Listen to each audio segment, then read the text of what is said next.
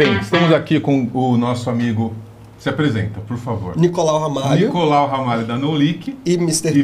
Tony, eu, Ítalo Pinha, da I8T. E hoje nós estamos recebendo um jornalista, especialista em inovação aberta e CEO da Liga Venture. Nós estamos falando hoje com o Guilherme Massa. Muito obrigado por sua presença aqui com a gente. Obrigado o convite aqui para estar com vocês hoje no podcast. Estou muito feliz, espero que a gente possa bater um papo bacana sobre inovação. Que legal.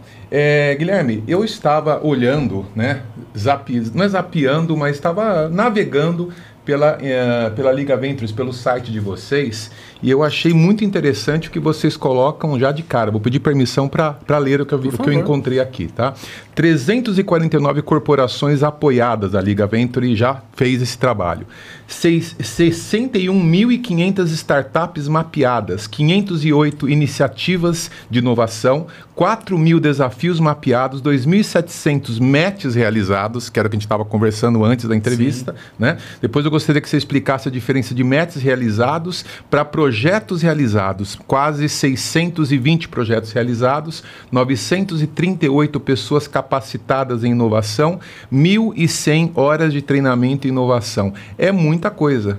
É um trabalho, né, realmente de se admirar. Qual a diferença de matches realizados e projetos realizados? Eu fiquei na dúvida. Legal. Se me permite, vou dar um passo explicando um pouco para a tua audiência o que a gente faz efetivamente. O que é a Liga Ventures, exatamente. Num resumo, a gente é uma consultoria de inovação em que a gente serve principalmente às grandes empresas que querem escalar a capacidade de inovar nas empresas, sem depender só do seu time interno, e a gente faz isso criando projetos de inovação, muitos deles conectando startups já do mercado com essas empresas a partir das demandas que elas me passam. Então, quando você falou aí dos números de desafios mapeados, mais de 4.000, são as necessidades que as empresas me passaram, necessidade de estratégia. E daí o que a gente faz é buscar startups no mercado, como se fosse um bom headhunter aí do mercado de RH, para achar as melhores startups que se encaixam naquele escopo. Depois tem o tal dos projetos. Então, às vezes eu conecto essas o que avança e o que não avança. Exatamente. Alguns elas vão para frente e outros ficam num ambiente ainda de experimentação. Fica alguma coisa que pode ser que não seja naquele momento para lançar, seja mais para frente para escalar. O mercado muda, então às vezes a gente testa alguma coisa, mas mudou. Agora aconteceu isso, inclusive, na época que começou a pandemia, a gente tinha definido algumas startups junto com um parceiro nosso que é a Unimed. E daí começou a pandemia, tudo ficou remoto e, coincidentemente, algumas startups estavam trabalhando com telemedicina e daí serviu como uma luva por aquele momento. Deixando claro que quando eu li aqui 349 corporações apoiadas, são grandes corporações, né? Pelo que eu vi pela lista de vocês, são grandes corporações e elas têm uma demanda tem demanda de novidades, tem demandas tecnológicas. Sim, e às vezes mais, digamos assim, para busca de eficiência, para melhoria de processos, que é o mais, digamos assim, o mais comum que as empresas verbalizam, mas em alguns casos elas nos procuram também para desafios mais audaciosos, né? Eu quero transformar a minha cadeia de delivery, eu quero pensar como, sei lá, o iFood em algum momento nos procurou porque eles estavam olhando para entrega via drone. Tá, então eu quero me preparar para quando isso estiver regularizado, eu possa ter um time to market, né, melhor, em vez de falar, nossa, agora a regulação permitiu, agora deixa eu procurar quem faz o drone, deixa eu procurar quem faz o serviço de entrega, deixa eu entender como que as startups estão trabalhando. E aí, se me permite, deixa eu fazer muito legal esse gancho, porque na minha visão, né, me corrija se eu estiver errado. A gente, na verdade, tem três níveis, talvez, de inovação dentro das empresas, dentro das corporações.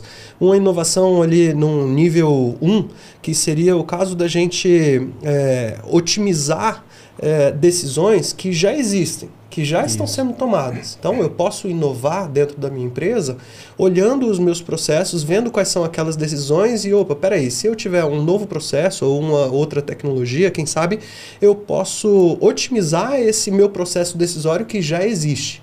Perfeito. O segundo nível é o nível de daquela inovação te permitir tomar decisões que você não tinha essa capacidade antes. Ou seja, se com um processo X ou com uma tecnologia Y, agora você tem a capacidade de tomar uma decisão, de fazer algo que antes você não conseguia sem esse processo de inovação, aí já seria, para mim, claramente um segundo nível.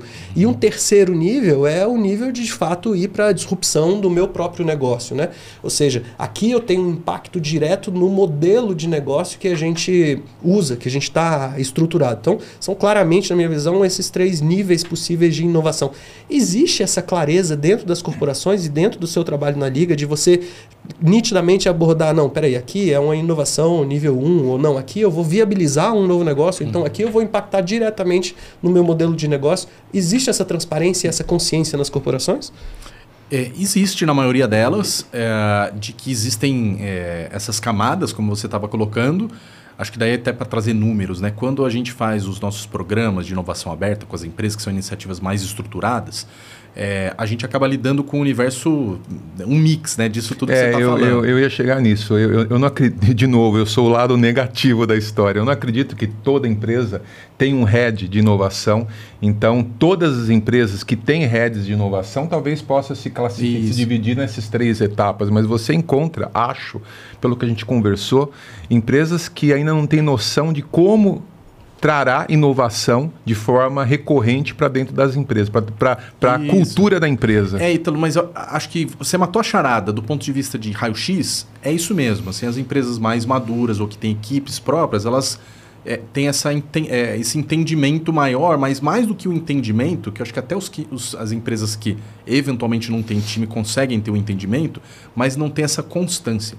Tem uma dificuldade de fazer a governança da inovação, que é, no meu pipeline, eu estou trazendo esses 3 horizontes com constância ou é meio por soluço? Bateu uma vontade aqui de uma startup que enche a caneca de água. Achei uma startup que melhora a resposta no meu chatbot. Achei uma startup que melhora a geração de leads. Enfim, coisas que são mais explícitas, problemas mais conhecidos. E daí que eu acho que é o barato. Quando a gente tem feito essas iniciativas mais estruturadas, no número mágico aí do mercado, o pessoal vai falar que você trabalharia 70% do seu esforço e portfólio nesse horizonte 1 aí da eficiência, 20% no horizonte 2, que é negócios adjacentes, complementares, e 10% nessa coisa mais transformacional. Meio uma referência geral de mercado no mundo todo. Mas a nossa constatação é que quando vai para os programas, as empresas se permitem mais. A gente vê que eficiência operacional para esse tipo de projeto, ela está em 40%. Daí, negócios adjacentes, muito. 40% e disruptura ou transformação 20%. Ou seja, elas entendem quando sim tem as pessoas que cuidam do processo, que tem uma governança, que já estão com arrojo maior, elas se permitem testar coisas mais audaciosas. Acho que aqui não tem o mérito do que é melhor ou pior. É simplesmente uma constatação. E acho que sim, o que é melhor ou pior que dá para fazer um juízo empresas menos maduras estão mais sujeitas a serem disruptadas, né? Como a gente fala no mercado. Então, acho que nessa hora, o que eu verifico é que a gente precisa subir o nível de maturidade e educação das lideranças quanto à gestão e governança de inovação. Kickoff, quando eu não tenho, então, voltando, seria a segunda parte da pergunta do Nicolau. Quando eu não tenho o head, não tenho esse setor bem desenvolvido, e eu quero entrar em contato com a Liga, né? Quem você tem reparado que entra em contato? É o CEO, é o head ou é o RH? Porque não é. O RH raramente. Raramente. O RH é uma das pessoas que eu brinco que eu estou tentando caçar laço para estar nessas jornadas. Para mim, confesso que é um pouco misterioso. Eu compreendo que o RH está sempre envolvido com transformação de cultura, mas curiosamente a agenda de inovação mesmo... Não entra. Eles não participam tanto. Ou eles têm uma agenda paralela que descola muito do negócio. Tá. Então, eu literalmente, nessas 350 empresas que a gente apoiou, eu acho que dá para contar numa mão, às vezes, que as lideranças de RH estavam presentes ativamente nos processos de seleção. Qual a porcentagem? Umas 5 empresas de só 5, quase nada. Então, quase nada. E entre CEO e heads? Daí já é um pouco mais, mas daí já disperso em várias áreas. O que acontece, acho que os CEOs, porque a gente inclusive já faz projetos que vão a partir da alta liderança, é que muitas vezes eles sabem que inovação é uma agenda, mas corporação é o seguinte, eu tenho já tinha essa tese e confirmei ao longo da trajetória da Liga, né? Que é o que tem importância numa empresa tem um papel, e o que tem um papel tem um cargo e um budget atrelado. O que não tem importância... Não tem papel. Não tem papel. Por que nos últimos anos você tem falado de ter pessoas que cuidam de data? Agora de um Chief Inteligência Artificial. Ou que você fala de um diretor de ESG, de um diretor de sustentabilidade, de diversidade. Tem um caso de empresa que fazendo diretor de felicidade. Você fala, pera, felicidade das pessoas não é RH? Então, porque tem muitas agendas que elas são novas e as empresas não estão sabendo encaixotar no organograma antigo, que ele não está dando conta de acomodar todas as necessidades. E daí você fala, ó, então se é tão crítico, eu preciso empoderar alguém para que essa pessoa seja pelo menos a ponta de lança para aprendermos sobre. E muitas vezes os mandatos, você fala de todos esses caras, é bastante vago. Busque inteligência artificial para a gente. Mas para quê? Sei lá, nem sabe verbalizar, né, o que ele quer muito. Inovação é quase isso. Todos os times de inovação, o mandato deles é assim, inove para nós. Mas inove no quê? Em quais os horizontes? Com que tipo de apoio? Com que tipo de recurso? Isso tudo está em construção. O que eu acho que é fundamental é pensar... porque eu acho que isso é uma questão de cultura organizacional que a gente tem hoje. Dá para ser diferente? Dá, mas eu já peguei um monte de empresas que não tem time de inovação, que o CEO pediu, mas na hora de levar adiante, ele não sabe muito quem vai levar a coisa à frente. Daí ele passa para o cara da TI, ele passa para o cara do marketing. Isso é uma tragédia. Passar para o cara da TI e inovação é uma tragédia, não? Mas eu acho que eles são... conversando com muitos líderes de TI, eu acho que em muitos casos eles estão sendo cobrados já no mercado, os CIOs, os CTOs, sendo cobrados por essa agenda de transformação, de inovação, e não só pela manutenção dos sistemas. E eles gostam disso. Por outro lado, o cara é exigido de um monte de indicadores... Que ele não está preparado. Que ele não está preparado e, no fim, assim, se ele inovar muito, não é ali que ele vai ter o bônus.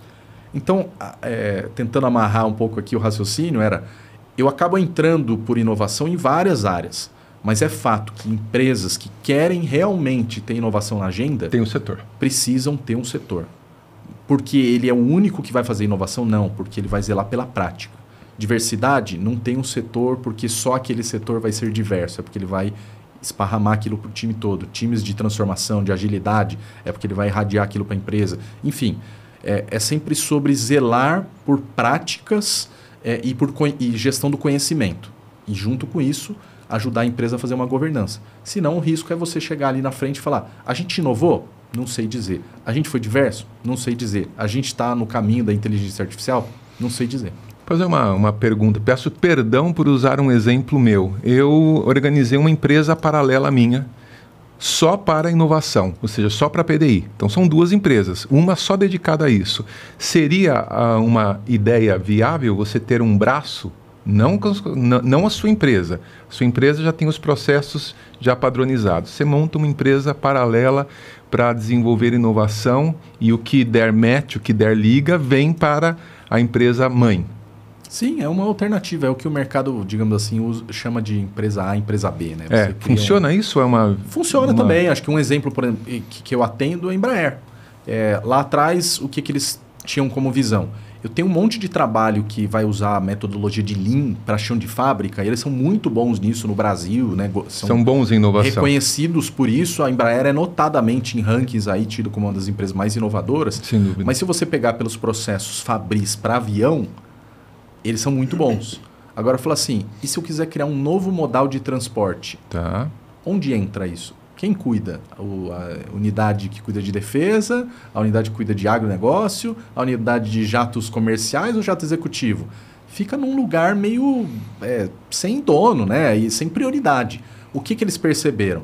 Como é uma empresa com muita visão de produto, de engenharia, eles fizeram meio que um spin-off, dá para chamar assim, lá no Vale do Silício, criaram uma Embraer X, que é uma outra empresa do grupo, da holding. Perfeito. E lá eles incubaram um projeto que hoje já está, digamos assim, saindo mais do papel, que chama o eVTOL, né? Que é os veículos autônomos, uma espécie de carro voador lá. Né? Perfeito. E que, cara, já tem 3.000 encomendas, um negócio que vai valer milhões, Quando eles abriram capital na Bolsa, quase que valeu o mesmo tanto da Embraer, nave-mãe. Que fantástico. Para o quê? Para fazer um negócio que, se hoje existir o carro voador, ele não tem nem regulação ainda. É igual o drone do iFood. Falou, pode fazer entrega? Não pode Não ainda. tem regulação. Como que você anda com esse carro? Não pode voar ainda. Tem que conversar com a ANAC, tem que conversar com o Ministério da Defesa, enfim. Por outro lado, a empresa já está mirando isso ali. Esse modal vai mudar. Que fantástico, muito bom. É o carro elétrico no Tesla lá, é a mesma coisa. Falou, eu tenho que esperar o mercado todo ter propulsão elétrica e carregadores elétricos em tudo que é canto, e todos os carros serem inteligentes? Não, ele criou uma disruptura.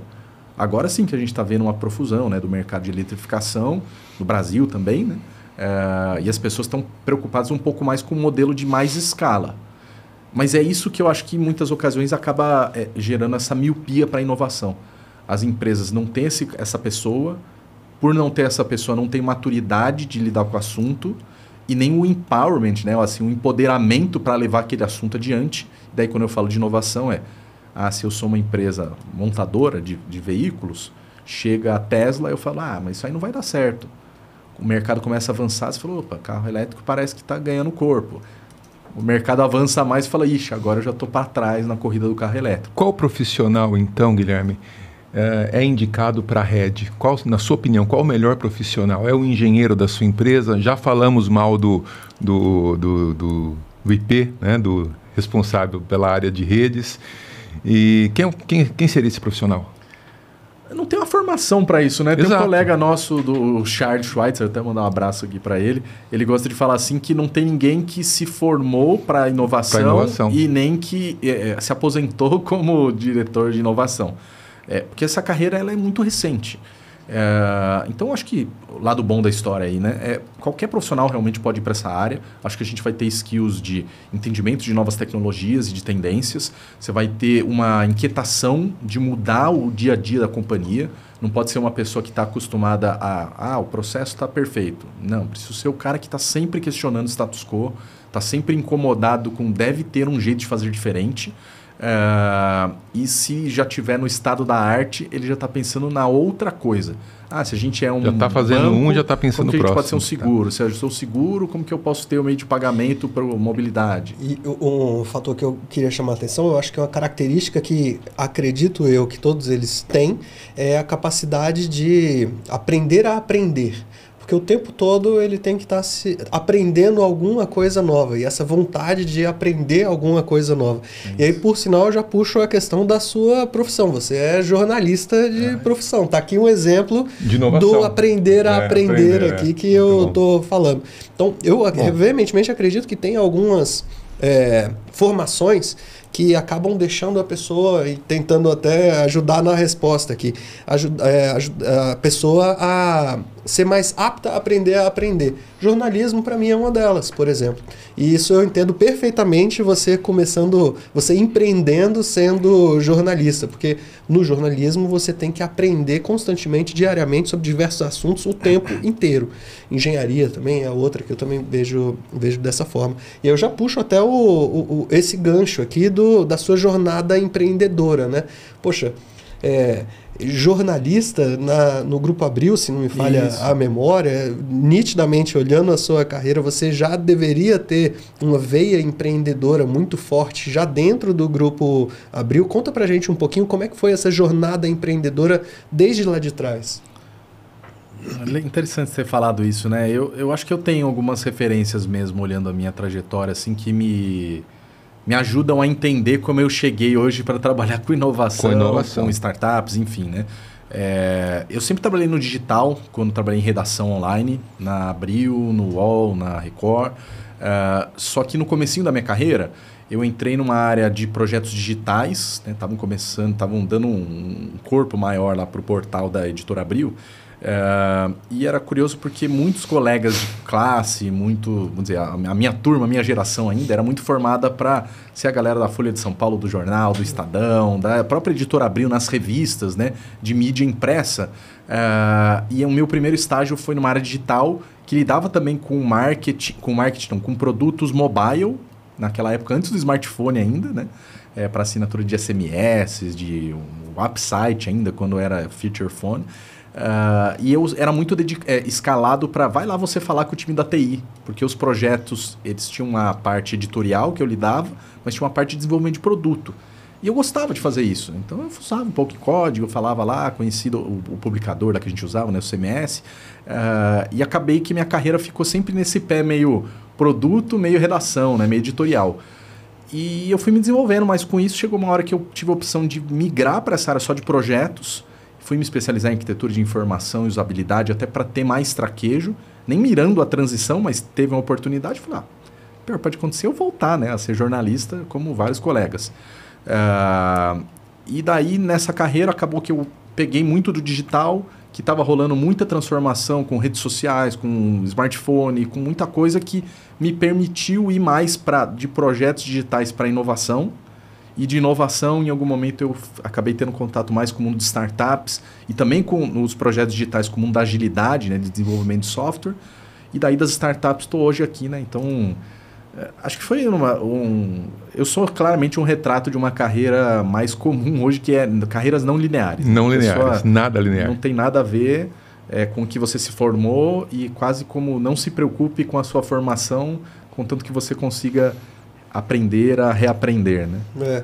Eu tenho que chamar a atenção para uma característica que eu estou notando agora, acabei de realizar de alguns dos nossos convidados aqui. Ana Flávia, filósofa, né, sentou aqui nessa mesma cadeira e comentou exatamente essa questão.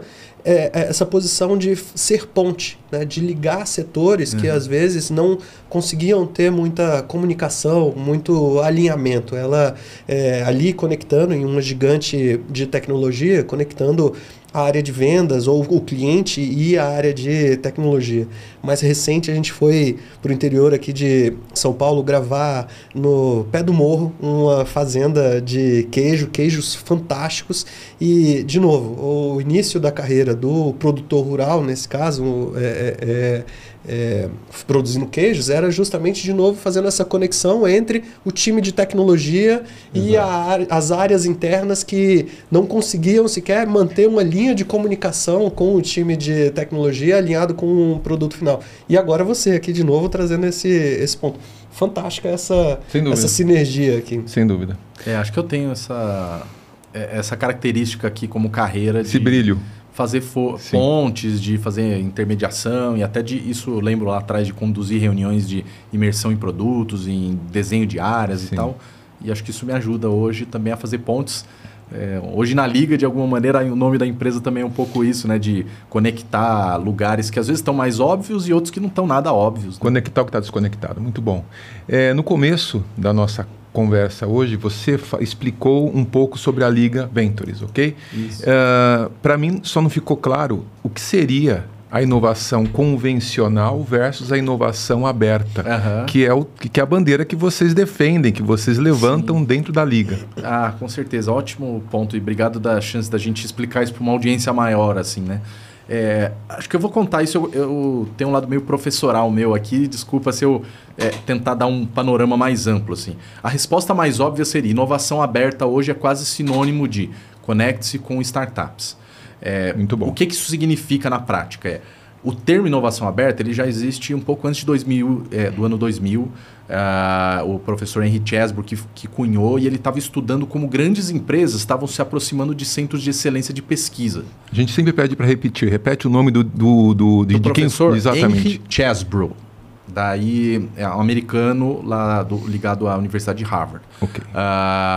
E daí o que ele estava notando era: meus times internos de produto, de pesquisa e desenvolvimento, de marketing, não estão dando conta de inovar sozinhos. Eles estão considerando trazer ideias de fora. Ideias de quem? Dos pesquisadores, dos centros de pesquisa. De pequenas outras empresas. De pequenas outras empresas, mas que ainda estava muito no caráter de P&D, de pesquisa mesmo, da bancada. Perfeito. O que aconteceu, se a gente avançar ali para 2015 em diante, é que no mundo todo teve um movimento de escalada das startups. Então, fundos de venture capital apostando mais pesado em startups, tecnologias habilitando novos negócios com muito mais escala e muito mais gente querendo empreender por propósito. Isso aconteceu que De repente você teve um boom de unicórnios e eles são só uma parte, né, uma casquinha, mas são um emblema de empresas que crescem muito rápido. E isso meio que puxou todo um ecossistema que era, se você pensasse num funil mesmo, né? Pensa um funil ali de café e tal, e que inovação fosse todos esses estágios, a inovação aberta é como se funil fosse poroso, entra e sai ideias de qualquer lugar. Antes o paradigma era a inovação fechada. Conservadorismo que eu citei aqui. Pois é, mas pensa aquela expressão que a gente ouve muito da fórmula da Coca-Cola, que assim, só sabe aqui dentro. Ninguém lá sabe. E eu não compartilho com ninguém. Inovação aberta é o contrário. Eu vou falar das minhas necessidades para muita gente, porque uma hora alguém vai estar resolvendo isso e eu vou encurtar o tempo de desenvolvimento. Então, aqui o desafio vai ser muito mais de eu trabalhar num outro paradigma, num paradigma de rede, em que você não depende mais só da sua área, do seu time, mas você pode escalar isso colaborando com todo mundo que está no ecossistema, com seus clientes, com parceiros, até com concorrentes, se tua cultura organizacional permitir, e em uma instância assim que ganhou muita escala com as startups. Então acho que tem a resposta curta e a resposta longa. Sim, você citou cultura empresarial. Aí você vai de encontro com a pergunta do Nicolau sobre uma empresa que já tem um head estabelecido. Aí acontece realmente as 3 etapas? Aí tem um caminho longo, né? Vamos dizer, a gente está falando aqui talvez dos ingredientes que permitem a receita acontecer.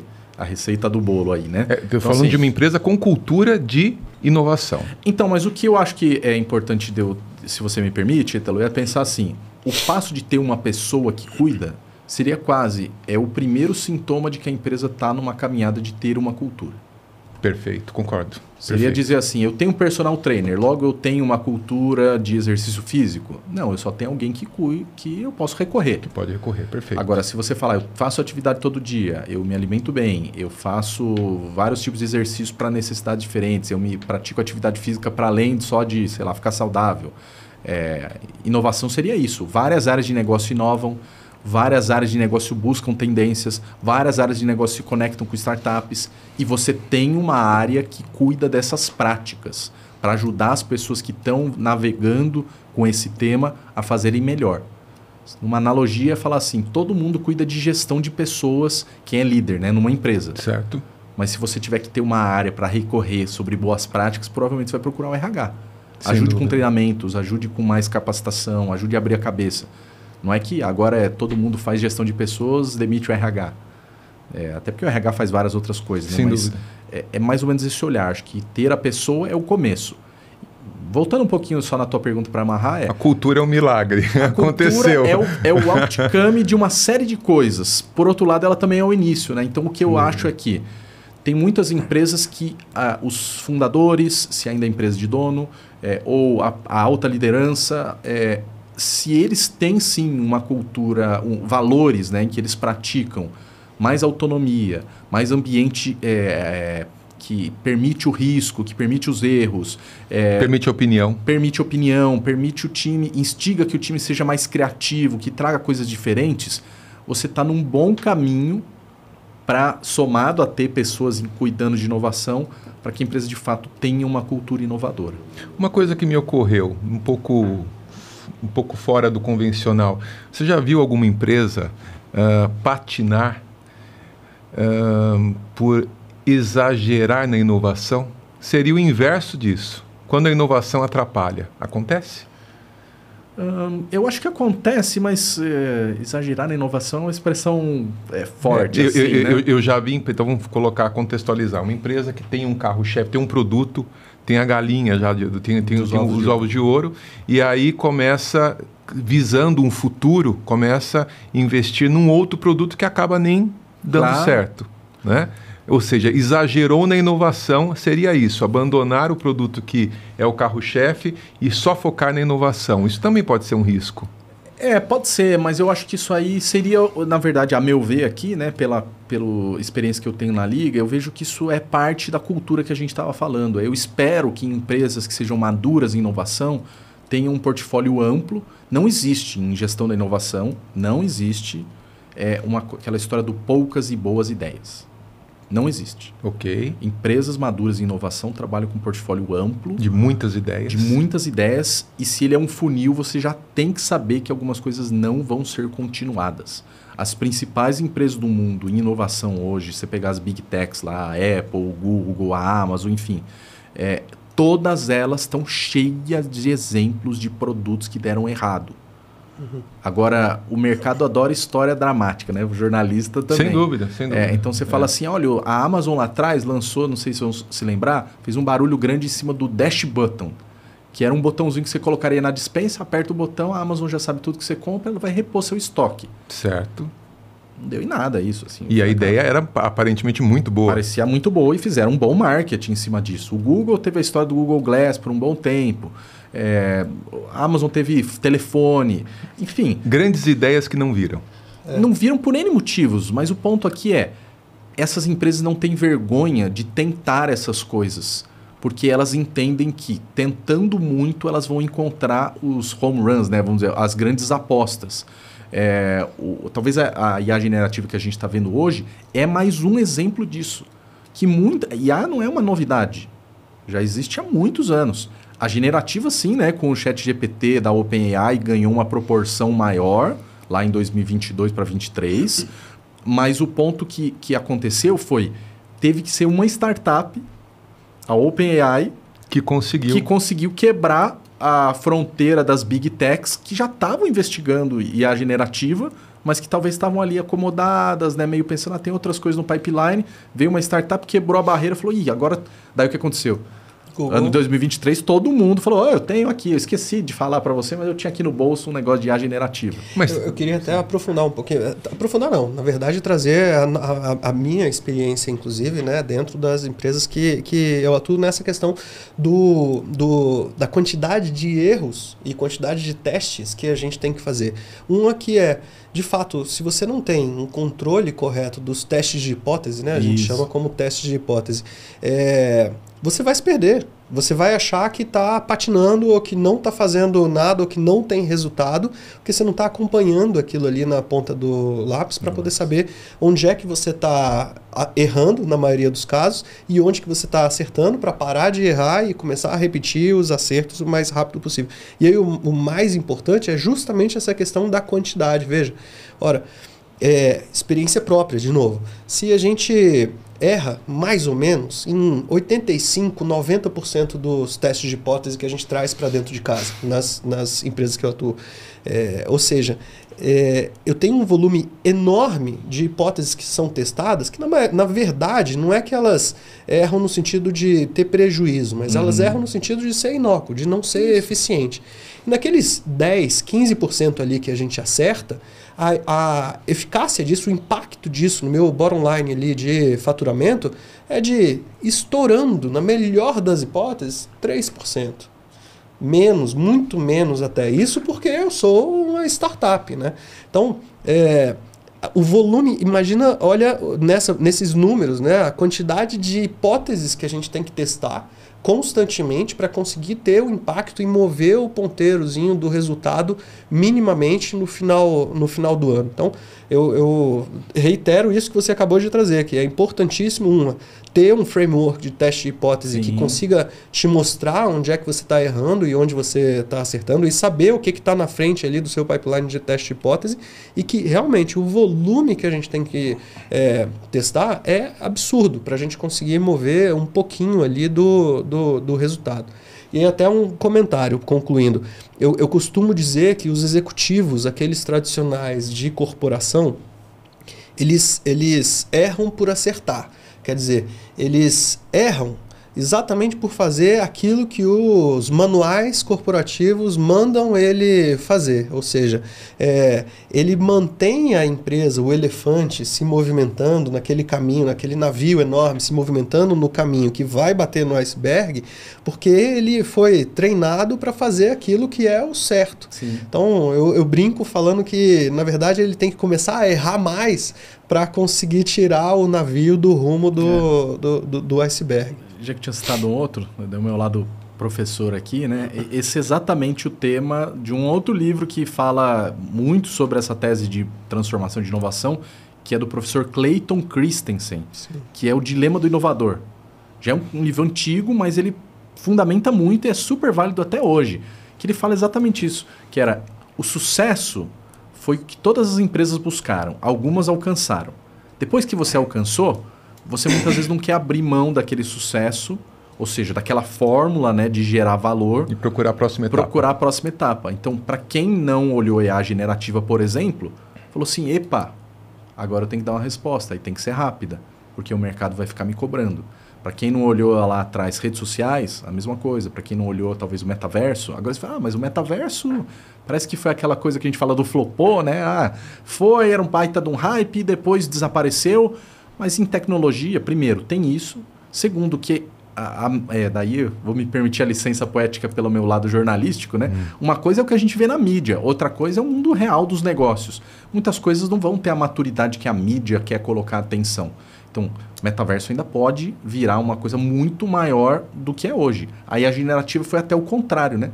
IA já estava sendo trabalhada há um tempão, de repente se criou, digamos assim, essa possibilidade dela ser generativa e de repente as pessoas falaram, caramba, mas isso aqui pode me ajudar em tantos casos de uso de curto prazo.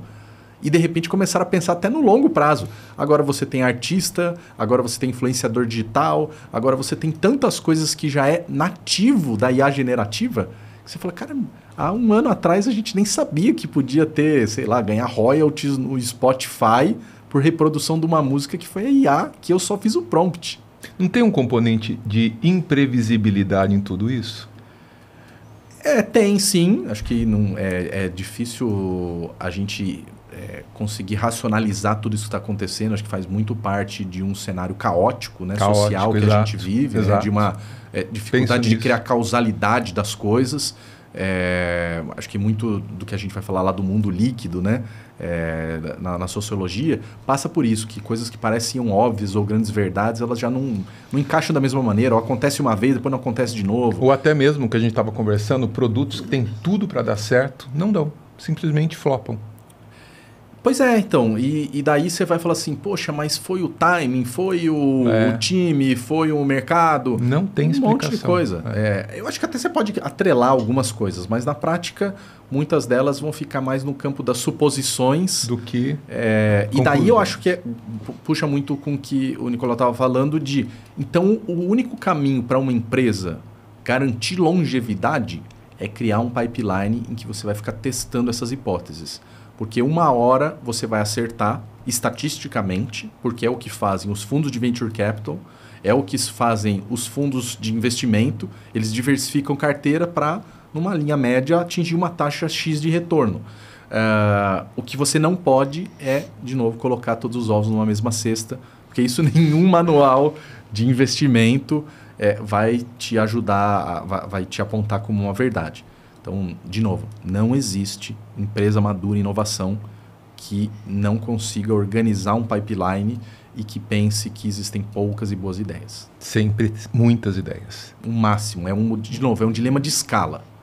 Dilema de escala. Muito dilema de escala. Hoje você precisa ter mais escala em inovação, quer dizer, trabalhar muito mais possibilidades, até um pouco do que a gente estava falando, as perguntas que eu ainda nem sei e que o mercado como escala vai me ajudar. Na verdade, a gente vai chamar do mercado aqui o ecossistema, né? Todo mundo vai colaborar para que eu possa testar mais hipóteses mais rápido. A empresa que não conta com essa escala, essa nuvem da inovação, vai estar apostando só no meia dúzia de pessoas num time, ou vai estar esperando que o CEO, o fundador, dê as grandes ideias geniais, e talvez a ideia genial esteja ali batendo na porta. E ninguém percebeu. Antes da entrevista, eu estava conversando com você um case real, uma demanda da minha empresa. Sim. Né? E eu tive o privilégio de encontrar o próprio CEO da Liga e fazer a pergunta direta. Mas o que me intriga é como seria esse mesmo processo dentro do site da Liga. Então, são duas perguntas em uma. Primeiro que você fale um pouco mais sobre a idealização da Liga, que a gente acabou não falando, né? Como que ela surgiu de fato, e como que eu faço aquela pergunta lá de antes da gravação, como que eu faria para o site ou para vocês via plataforma. Legal. Cara, a Liga começou, na verdade, eu fazendo exatamente com os meus dois sócios o que a gente oferece para as empresas hoje. Que é, eu e eles estávamos num time de novos negócios na Editora Abril, e daí a gente foi brifado para olhar só novos negócios digitais, e daí assim, nada a ver com a revista Veja, Exame, enfim, todas as marcas que eram lá da casa e com a plataforma de publishing que eles tinham. Então só traz novos negócios. Ele falou, pô, naquela época a ideia que mais veio foi, vamos olhar para esse mercado de startups que estão pipocando muitos negócios novos, e se a gente fizesse um modelo de aceleradora que estava crescendo lá fora e começando a chegar no Brasil, mas um modelo de aceleradora corporativa, que tinha raríssimos no mundo todo. Meio malucamente, né, contraintuitivamente, porque a gente fala muito hoje para as empresas que inovação ela precisa de um comprometimento top-down, o nosso foi meio bottom-up. Assim, né? A gente convenceu lá o nosso VP, o presidente na época. Na época o presidente da Abril era o Fábio Barbosa, que hoje é da Natura Company. E que eles aprovaram a gente fazer acelerador e a gente começou a receber benchmark de um monte de empresas. Mais de 50 líderes começou. O que vocês estão fazendo? De novo foi sem querer. De novo foi sem querer. Pois é. Imprevisível. A gente estava na hora certa, no tema certo, que estava começando a crescer globalmente. A gente rodou 2 anos e falou, cara, isso aqui vai bombar. Se não for aqui, vai rodar em outro lugar. Daí a gente saiu para montar a liga justamente para fazer aquilo para mais empresas. De certa maneira, 1 a 1, né, como uma consultoria, mas pensando no ganho de escala que é, se eu faço para uma empresa e eu atraio muitas startups, eu tenho aquele efeito de rede, né? Que é, então a Mr. Turing ou vários outros empreendedores vão conectar, porque eu conectei a Porto, mas daí eu posso conectar com a Mondelez. Se eu conectei na Mondelez, conecto com a Mercedes e assim por diante, vai gerando um efeito de rede positivo. Então a Liga começou em 2015 justamente com a visão de que a gente ajudaria as empresas a fazer essa jornada de transformação e inovação, mas que eu criaria esse ecossistema próprio. Que hoje, se a gente fosse usar aí nas terminologias do meu mercado aqui, são os hubs ou são os ecossistemas. Daria para eu chamar que eu sou uma consultoria como modelo de negócio, mas como features, digamos assim, né, como funcionalidades, eu sou um hub, um ecossistema que se conecta em vários outros. Esse nome Liga foi muito bem sacado, né? Obrigado. Muito bem sacado. Acho que ele tem bastante a ver com o que a gente faz e eu gosto quando o pessoal fala que deu liga, porque traz uma expressão positiva, assim, né? E tem muita semântica aqui. Mas aí você me perguntou também como que é essa jornada, né? Então, assim, a jornada dentro do site. Eu fui um exemplo. Perfeito. Né? Eu tenho uma demanda real, eu te passei. Né? Eu procuro uma fintech específica e eu entro no site, eu descrevo a minha necessidade? Não é exatamente dessa maneira que as empresas costumam nos procurar, mas te explico como que geralmente acontece. Em muitos casos, sim, a empresa nos procura porque ela tem em vista algum desafio, algum projeto em que ela está tentando achar a peça que falta. E, eventualmente, ela fala, a peça que falta pode ser uma startup, né? Pô, esses caras têm uma base startup, deixa eu olhar aqui na base deles. E daí ela nos procura para fazer essa busca.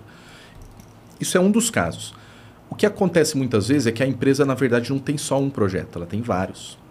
Eu quero digitalizar o meu call center, eu quero fazer um trabalho melhor de previsão de demanda, eu quero automatizar o trabalho de avaliação de performance do meu time. Ela vai ter um monte de desafios estratégicos que já são visíveis. Fora todos os invisíveis, que ela ainda não cavocou ali, não deixou num lugar mais explícito. Então, ela me procura para justamente listar, ajudá-la a validar esses desafios e daí nos procura para começar a fazer a busca dessas startups. Procura mandar um e-mail? Um e-mail, pode ser uma... Eu estou no site, onde que eu entraria aqui? No menu tem um contato ou no rodapé tem ali um endereço para contatar a Liga, mas tem os nossos contatos. Nas redes sociais a gente é bem presente, que a gente faz bastante material de inteligência para ajudar as empresas a falar, cara, eu tenho esse problema de varejo, eu tenho esse problema de experiência do cliente, eu tenho esse problema de achar fintechs. Quer dizer, achar fintechs é só uma das possibilidades dentro do site. Exatamente. Na verdade, como você também já estava conversando, muitas vezes o head nem tem total certeza do que ele precisa. Ele tem as dores e ele passa essas dores e vocês vão tentando fazer a liga. Exatamente. Pensa que a liga ela vai ser uma caixa de ferramentas para amplificar o poder desse head aí que você está falando. Eu vou ajudar ele fim a fim, desde investigar melhor os problemas até o final da jornada, que é deu certo com a tal da fintech ou com alguma outra, vamos escalar essa solução, vamos fazer o rollout, vamos investir, ou vamos trabalhar mais a cultura com a educação corporativa.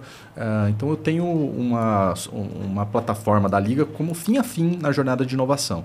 Mas talvez o caso mais comum hoje é esse de scouting de startups, porque obviamente tem muitos desafios e tem muitas startups. Desculpa a pergunta, a liga ganharia em que momento? Quando houve realmente o match, é uma parte do projeto, seria o quê?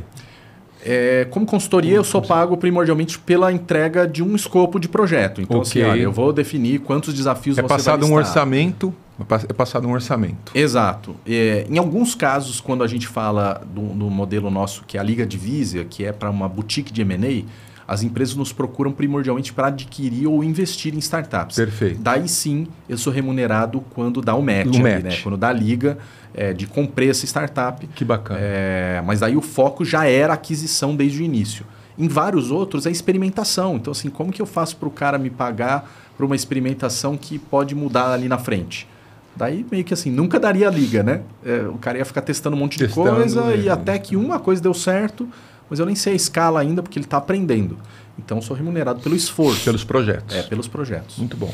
Falando de uma vida ordinária, essa era uma pergunta que eu precisava fazer. As empresas, as grandes empresas, fala real, eles ainda querem POC gratuito? Ainda fala tem, a verdade, sim. né? Ainda tem bastante, assim. Acho que por mais de um motivo. Honestamente, eu não sou nem contrário em si a faz ou não faz, né? Acho que no mercado já vi bastante gente mais xiita, assim, né? Eu acho que tem uma parte disso que é o próprio mercado de big vendors, né, para tecnologia tem capacidade de gerar essas POCs mais gratuitas ou com baixo custo, porque ele já tem uma estrutura, um arcabouço maior e daí é uma vantagem competitiva, é assim, saber que o jogo é assim. Tá. E daí às vezes as startups os POCs gratuitos ajudam competitivamente. Para os big vendors, para as grandes empresas de tecnologia, ajudam sim. Daí para as startups, eu acho que depende muito do escopo. E daí sim a gente fala da cultura, né? Empresas mais maduras não vão deturpar a história da POC gratuita como eu vou esfolar o empreendedor. Sem dúvida. Às vezes o cara fala assim, faz uma modelagem para fazer o scrapping de todos os SKUs que eu tenho aqui, 100 mil itens, para eu ver se eu consigo melhorar o preço. Cara... Isso já é o trabalho. Isso já é o trabalho final, assim. Você diria, Guilherme, que você tem reparado critérios? As grandes empresas têm tido critérios ou bom senso nas solicitações? Está melhorando, acho que sim. Acho que isso é uma coisa que eu noto nesses 9 anos, né, que a Liga criou esse mercado aqui, né? Foi um pioneiro. Então, do começo, claramente, vinham pedidos malucos, assim...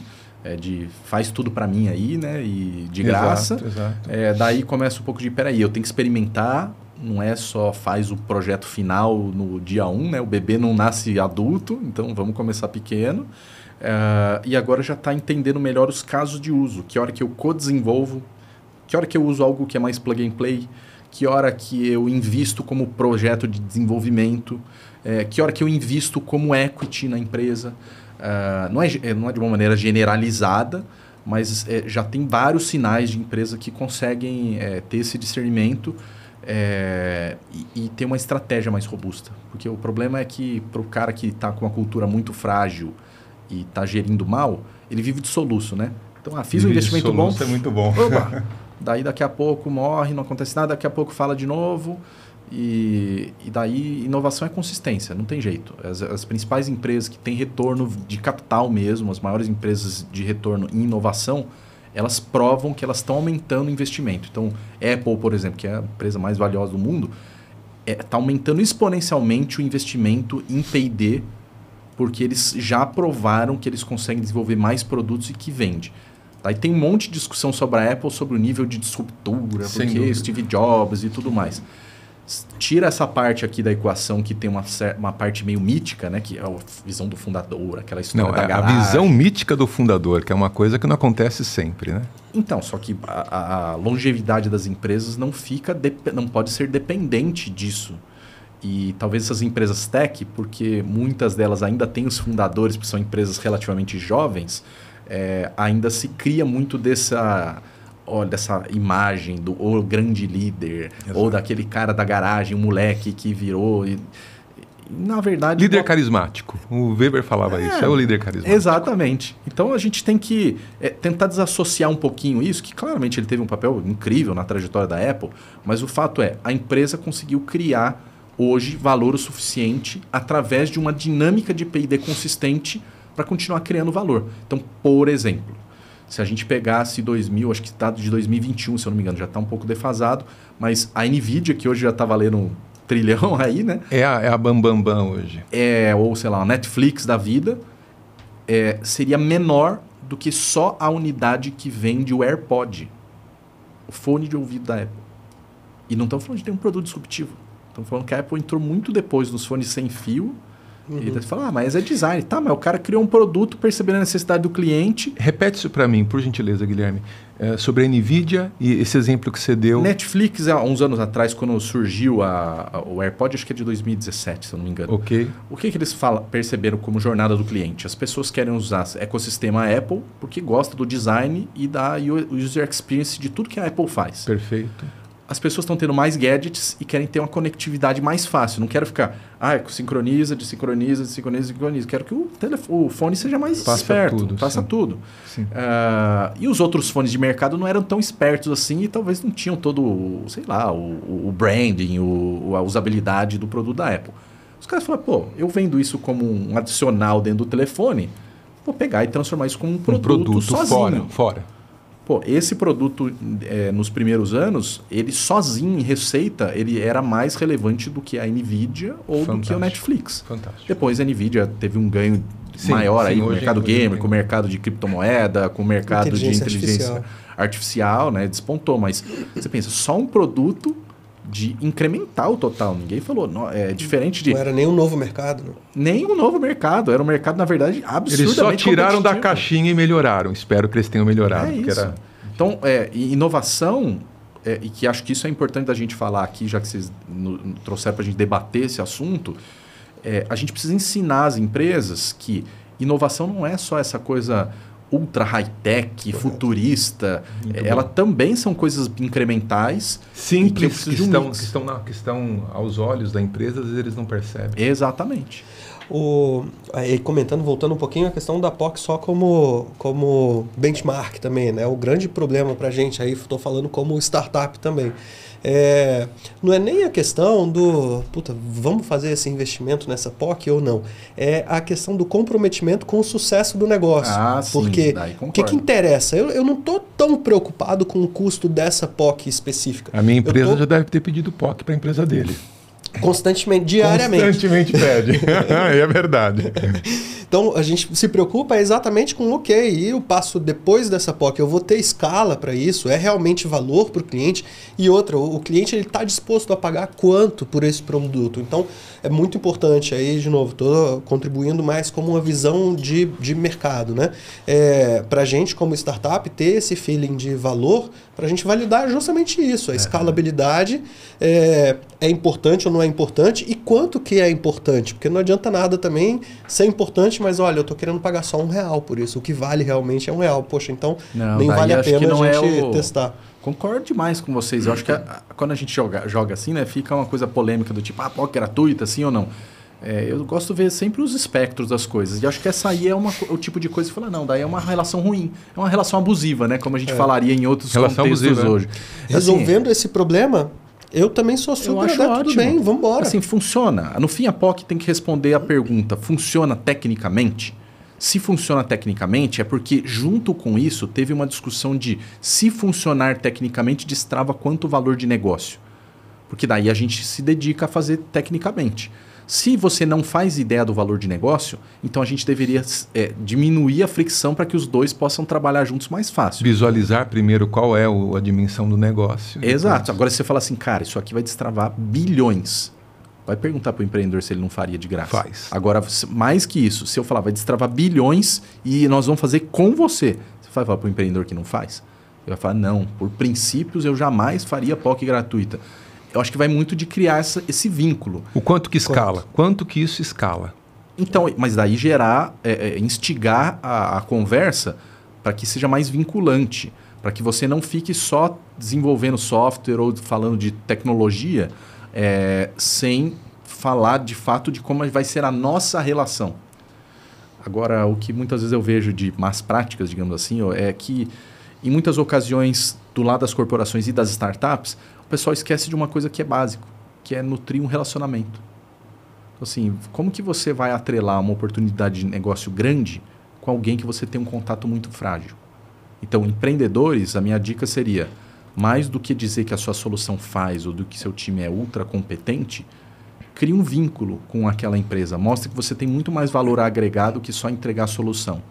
Você pode ser um baita de um consultor, de um parceiro, vem cá, troca ideia, ensina o time. Porque no fim você é visto muito como uma referência. Você até tem conversado, tem falado sobre o papel do CEO da fintech nessa hora, né? Exato.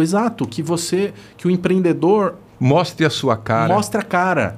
Então, assim, digamos assim, já que a gente falou da Apple, né? Acho que quase todos nós aqui estaríamos dispostos a fazer uma POC gratuita com o Steve Jobs. Sem dúvida. Se ele viesse para a mesa botando o dele na reta. E, por outro lado, muitas vezes o empreendedor ou a startup, né, não saca isso. Ela quer simplesmente falar, mas pode ser mais um cliente ou tanto faz. Então, peraí, quero saber quem está no jogo mesmo. Tem que ter para ser empreendedor tem que ter uma grandeza de espírito. Não tem como. Tem que ter. Tem sim, que tem um arrojo e... Mas uma grandeza de espírito também para fazer o POC. Agora eu estou fazendo o outro lado da moeda, né? Também para fazer o POC gratuito. Perfeito, se você percebe que aquilo é uma transformação que te move para fazer no mercado. Sem dúvida. Então, assim, cara, se eu fizer isso, eu posso criar uma transformação no mercado que ninguém ia ter essa referência. Sem dúvida. Agora, não, eu vou ficar esperando alguém definir se era 10, 5, 20, 30 mil. Talvez você perca a oportunidade de fazer uma coisa grandiosa, né? Sim. Aproveitando o gancho que a gente estava levando de investimento em P&D, né? A gente vejo nitidamente que alguns investimentos eles são de tão longo prazo e são investimentos tão vultuosos que a gente não consegue fazer isso sem um apoio governamental, né? Sim.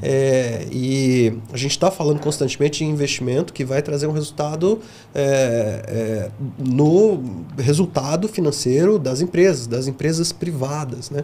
Como é que você vê essa questão de, peraí, até aqui eu acredito que é um investimento que deve ser feito pela iniciativa privada. A partir daqui, isso deve ser feito pela iniciativa pública, ou se não, você enxerga mais como, poxa, por que não em todos os momentos a gente buscar um co-investimento, como é mais ou menos no modelo da China, né? Uhum. Que lidera a iniciativa privada fazendo investimento e o governo vem atrás fazendo investimento. A iniciativa privada, de novo, assim como na POC, tem que ter o dinheiro na frente, porque senão não tem o comprometimento disso, ou não tem a temperatura de onde é que vale a pena ter o investimento em determinada tecnologia ou determinado mercado, mas o governo vem atrás colocando o grosso, uma vez que a iniciativa privada está na ponta da lança fazendo isso. Como é que você enxerga essa questão de P&D, de investimento em P&D e principalmente em que ponto a gente deve ir com uma verba e com outra verba, né?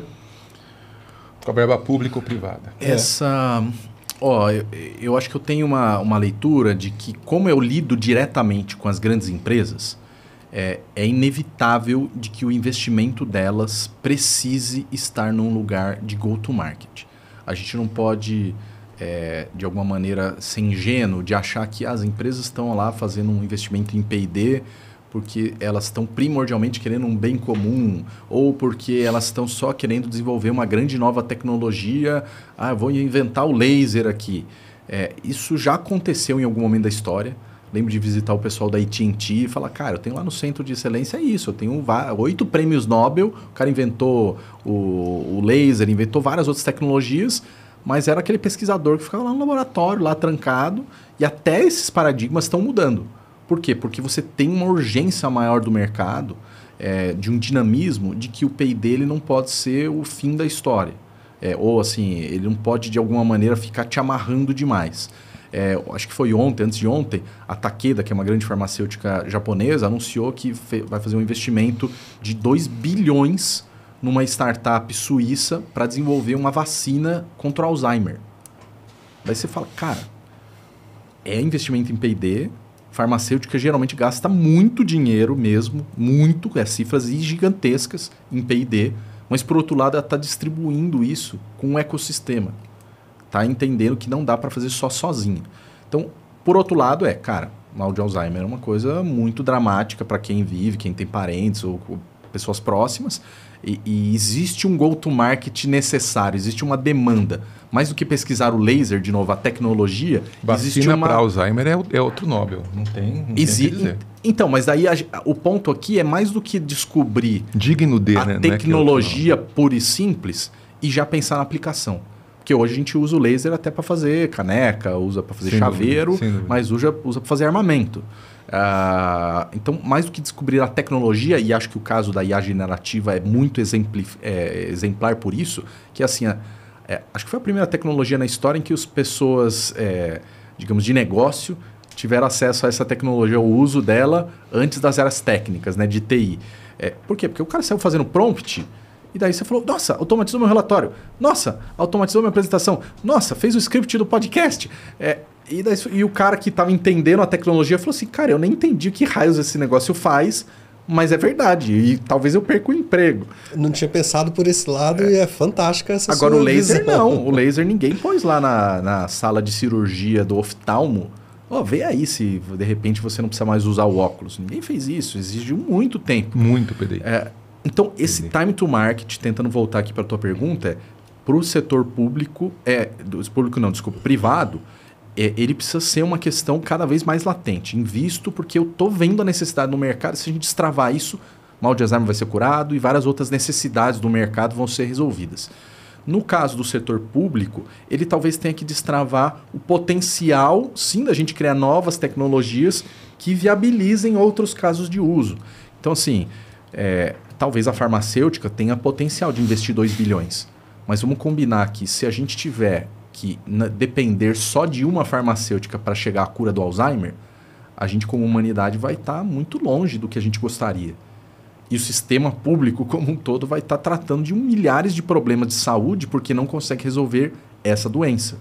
Assim como não conseguiria resolver a questão de, sei lá, cardiopatias, enfim. Normalmente... Então a gente tem que suportar a sociedade para resolver grandes agendas e que daí você vai empoderar atores que vão poder proporcionar a solução de go-to-market.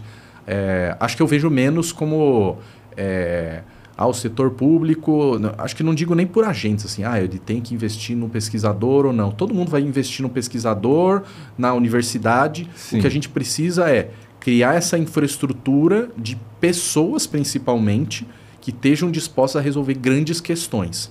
E daí conectar com os agentes que, de fato, criam mercado para essas grandes questões.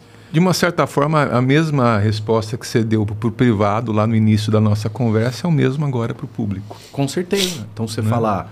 Se não existe o setor, se não existe um Butantan com um setor de PDI, um setor que está lá investigando, pesquisando constantemente, se não existe, você já está vendo qual que é o interesse real, né, deste governo para com um resultado final. Perfeito. A época da Covid acho que foi um bom exemplo. Já agora tinha, que a gente já vai está vivendo aqui com a dengue, de repente você mobilizou um monte de iniciativas privadas para fazer um encurtamento do ciclo de pesquisa de uma vacina e falou, olha só, a humanidade realmente, quando se mobiliza para uma causa, olha como é. Em menos de um ano a gente desenvolveu uma vacina nova. Se fosse em período normal, ia levar 5 anos, 12 anos, sei lá. Então é possível. E daí teve iniciativa pública e privada trabalhando juntas, porque daí você falou, o problema não era só viabilizar a vacina tecnologicamente, era a produção e distribuição. Você podia estar lá com a vacina lá na Anvisa, certificada, mas e aí? Onde que ela chega nas pessoas?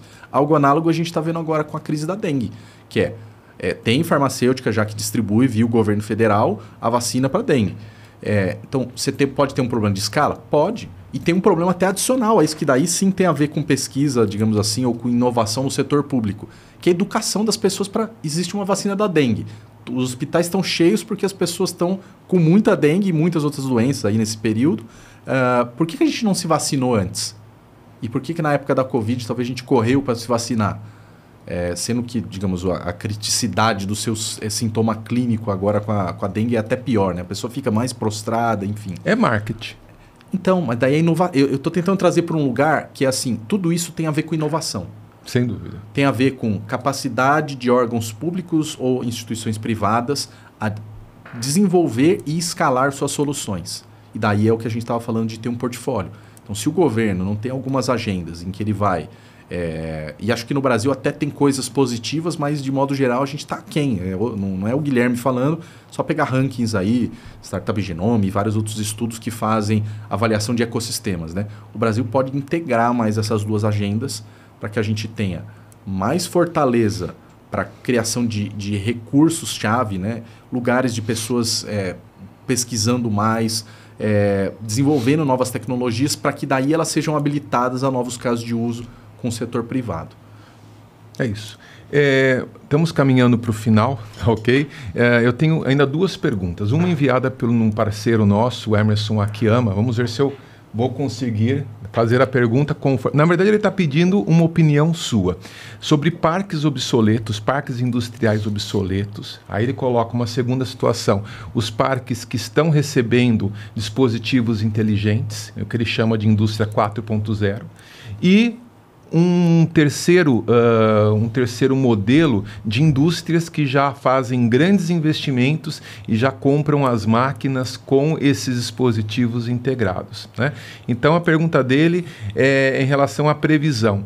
Existe, com certeza, parques obsoletos que vão finalizar o ciclo sem nunca sofrer algum tipo de modernização, né? E existe essa fala no mercado, nos próximos 20 anos, muitos parques serão modificados, e aí aquela história sempre do ponto negativo, talvez nunca serão, né? Quanto tempo você acha que acontecerá essa mudança de um parque obsoleto para um parque completamente tecnológico? Você acha que a gente vai viver ainda para ver isso acontecer?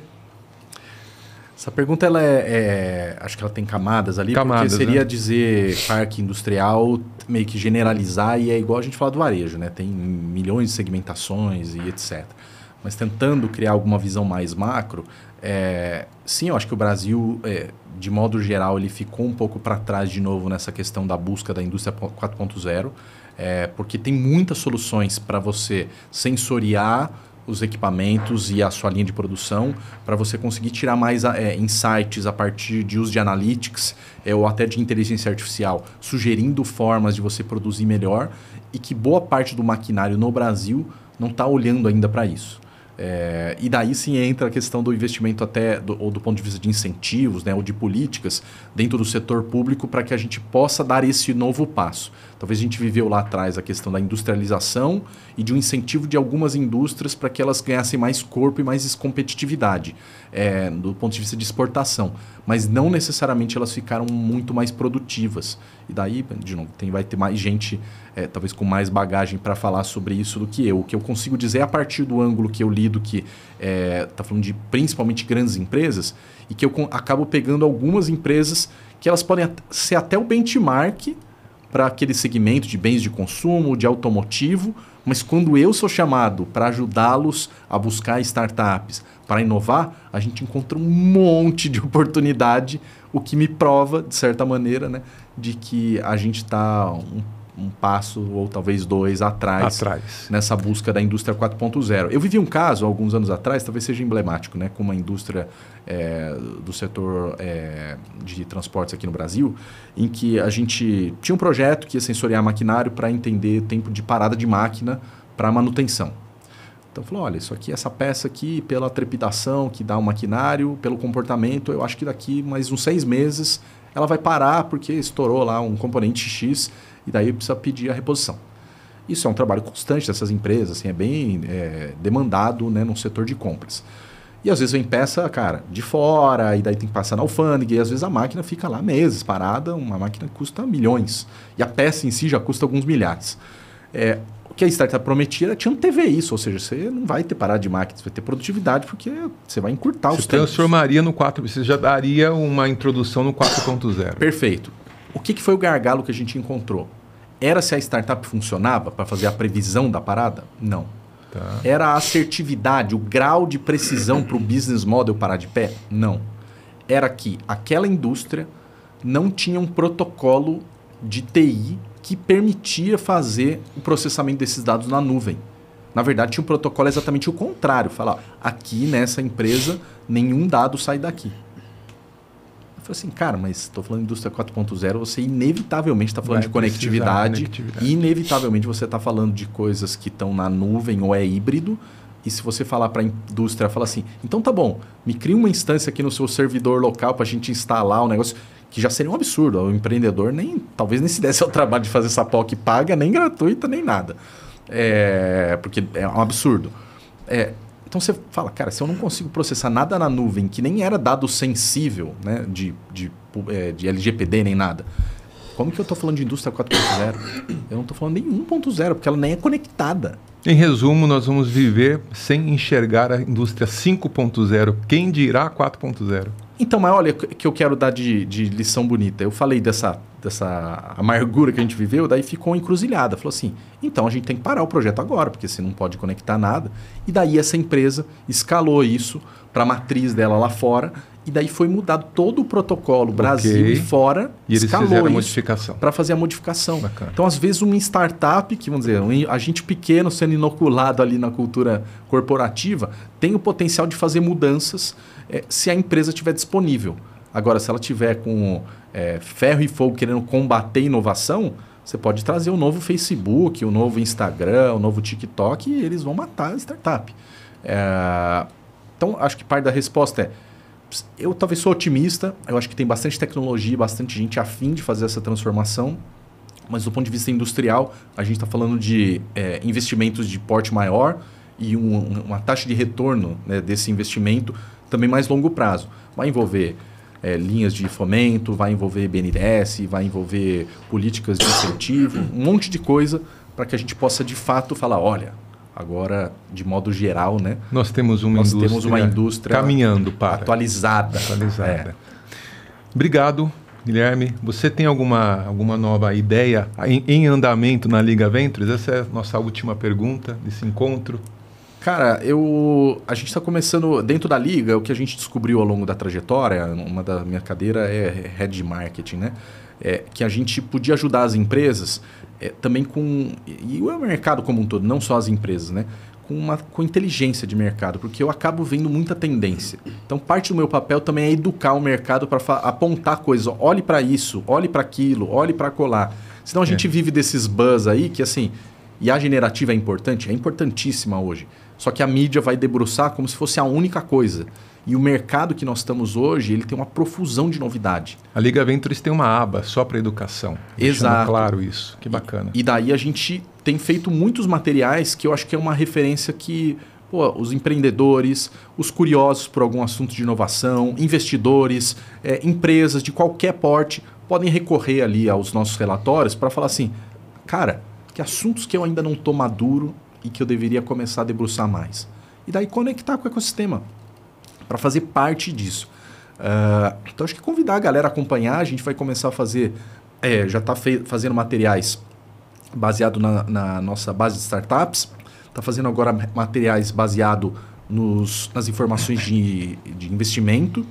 Tem desafios também no site que eu estou vendo? Tem desafios abertos também para os empreendedores.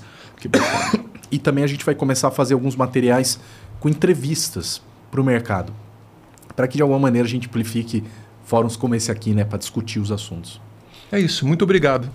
Obrigado, gente. Obrigado, Guilherme. Só para concluir, parabéns pela pela vontade de fazer mais e fazer melhor, né? Trazer para o mercado essa ambição e que está na veia empreendedora aí que a gente vê desde a época do Grupo Abril ali. E é fundamental que tenham empresas como a Liga estimulando essa vontade das corporações, inclusive, de novo, por fazer mais, fazer melhor, otimizar processos e levar as pessoas junto com isso. Então, parabéns. Obrigado, gente.